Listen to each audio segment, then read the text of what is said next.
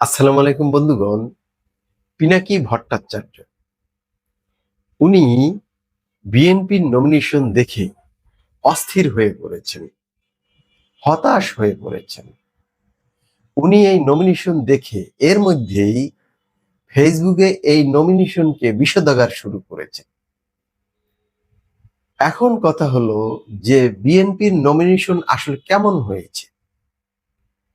আমার মতে বিএনপি এইবার নমিনেশন দেওয়ার ক্ষেত্রে দক্ষতার পরিচয় দিয়েছে, বিএনপি ম্যাচুরিটির পরিচয় দিয়েছে এবং রাজনৈতিক প্রজ্ঞা দেখিয়েছে।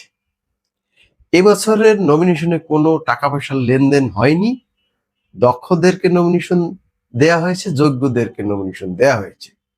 ব্যবসায়ী বা তোষামোদকারী বা অর্ধযোগ্য লোকদেরকে হচ্ছে নমিনেশন দেয়া হয়নি। এই যে দক্ষতাপূর্ণ নমিনেশন দিয়েছে, এটাই পিনাকির জন্য কাল হয়ে দাঁড়িয়েছে।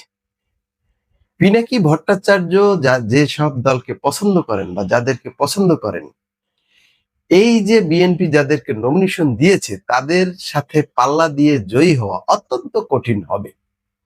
যে কারণেই কিন্তু উনি হতাশ হয়ে পড়েছেন এবং এই নমিনেশনের বিরুদ্ধে বিষোদ্গার শুরু করেছেন।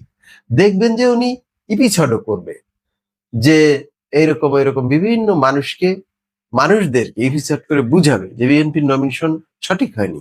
আসলে বিএনপির নমিনেশন খুবই দক্ষতাপূর্ণ হয়েছে। পিনাকি ভট্টাচার্য হলো এমন একজন মানুষ, উনি কোনো কিছু বলে এমন ভাবে বলেন এবং উনি এমন দক্ষ ব্রিলিয়ান্ট ইনফ্লুয়েন্সার যে একটা ইপিছড়ে মানুষকে ইউটার্ন নেওয়াতে পারেন।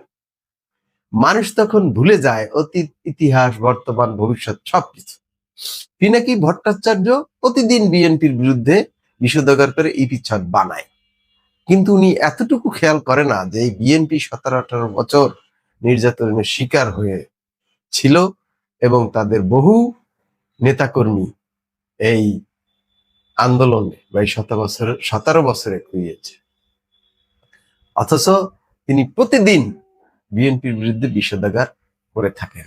যাই হোক, নমিনেশন বিএনপি এবারে যা দিয়েছে এগুলি আসলে দক্ষতাপূর্ণ এবং ভবিষ্যতে সামনের নির্বাচনে বিএনপির জয়ী হওয়ার সম্ভাবনাই বেশি, কারণ নমিনেশন অত্যন্ত সুন্দর হয়েছে।